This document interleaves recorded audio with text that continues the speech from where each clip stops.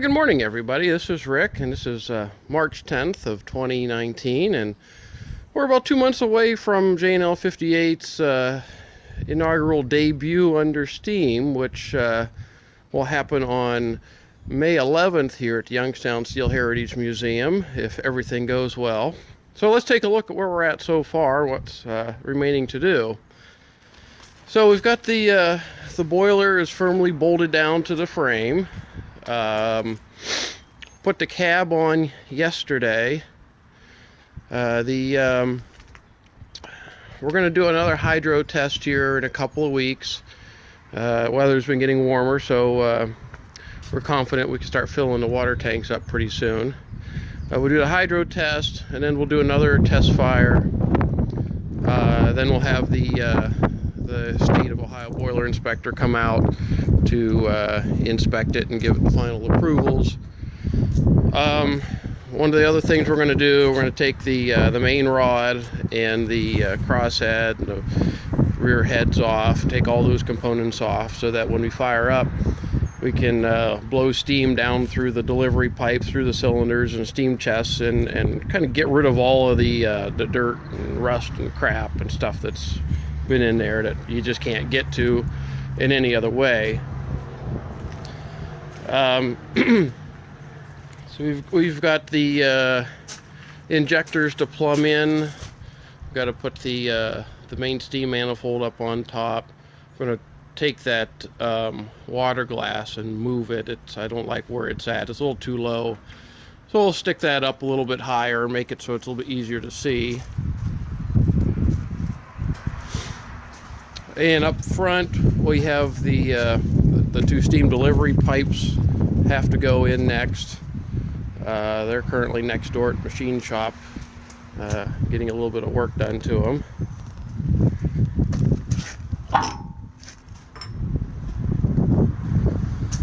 So inside the smoke box, this is the new blower ring. The old one was a piece of 3/8 inch pipe that was just in the middle of the petticoat. So we're going to try this and see if this works any better. Basically, once you put the petticoat in, put the two steam delivery pipes in, the front end's done. There's no screening or baffles or anything up front on these engines. And then we'll put in there's plates that go here to make this steam tower airtight, and then a refractory cement will go in there as well.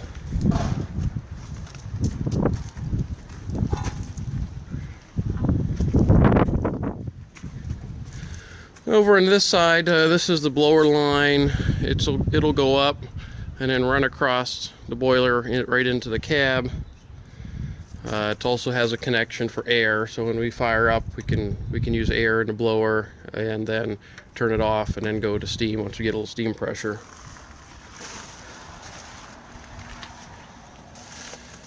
Blow down valves. There's a secondary valve on here. Just in case we have some issue with one valve, you can always turn the other one. I'm going to have to do something here because that isn't going to work. Just figured that out. I'll turn that valve around so that you can go this way and turn it off. And yeah, we're getting close to things being done here. I still have to get the saddle tank that I have at home in my garage, get finished up with it, bring it over here and put it on. That'll be the last thing that goes on, but that'll happen after we do the boiler inspection. Got the 58 numbers to go on the side. This is our newest car. In the steel mills, they would move these cars. These are called open hearth charging boxes for the open hearth steel making furnaces. And there would be long trains, like 7 or 8 cars with a bunch of boxes on them, and you'd put scrap metal in. They'd go into the open hearth furnace.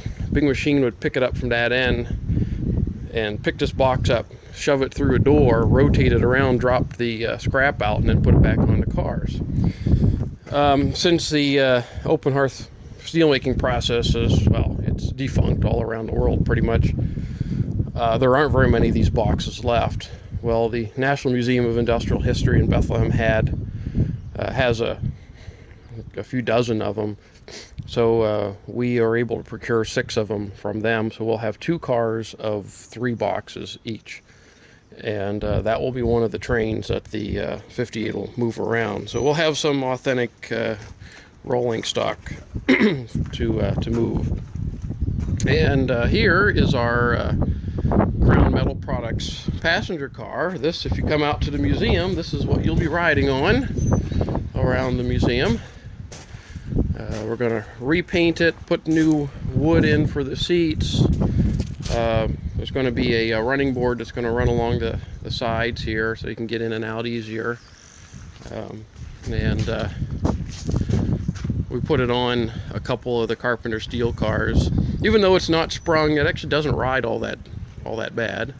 Actually, it's not that bad at all.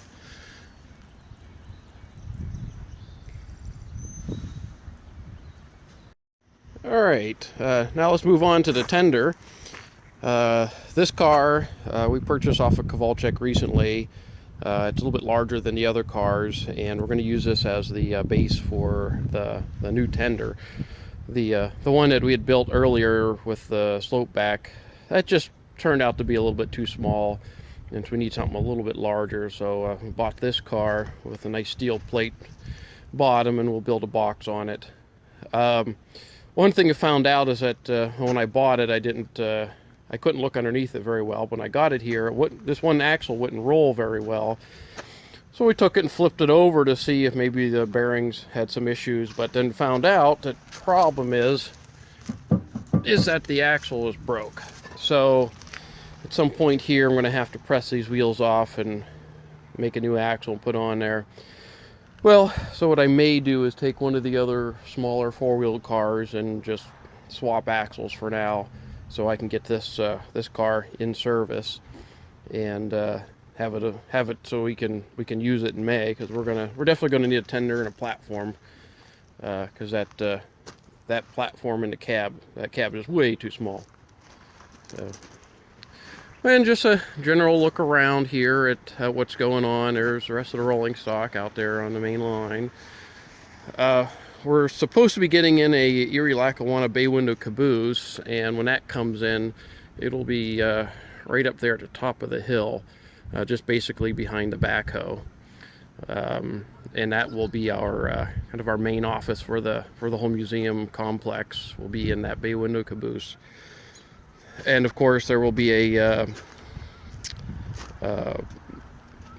bobber bay window wooden caboose from Lake Erie, Franklin, and Clarion that we're also planning on getting, and it will sit basically adjacent to where that train is sitting, right there. And that will be the crew room / break room / bunk room. If we have volunteers that want to come out for a weekend and don't want to go to a hotel, there'll be 2 bunks in that car that you can just stay here on the property. And of course, here's the new grade crossing signal that we put in the fall, and it runs on batteries.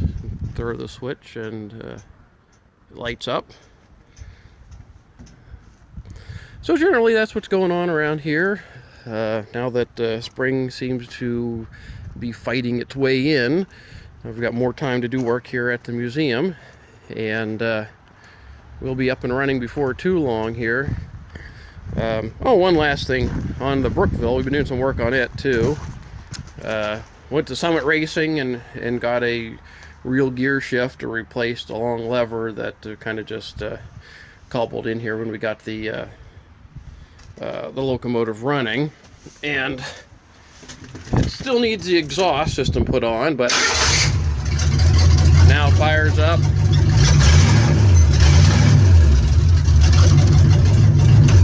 She runs pretty good. And of course, we got some more painting and cleaning to do here in the cab, and fix the cab roof. There's always something to do, but we just keep plugging away at it. So at any rate, May 11th of 2019 here, starting at 11 a.m. at the Youngstown Steel Heritage Museum in Youngstown, Ohio, we will be having our first public run on the J&L narrow gauge. At noon, we will have a driving of the last spike. One of the ties out there will drive a chrome-plated spike, and that'll signify the end of the construction phase and the beginning of the operation phase of our tiny little railroad.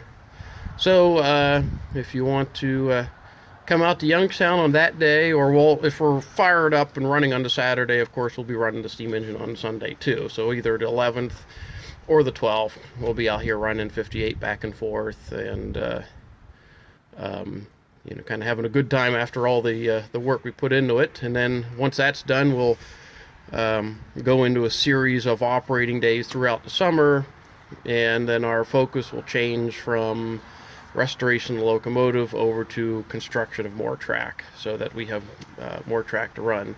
So so hope to see some of you out here on that weekend, and if not, just keep watching our YouTube videos and we will bring it to you via the internet.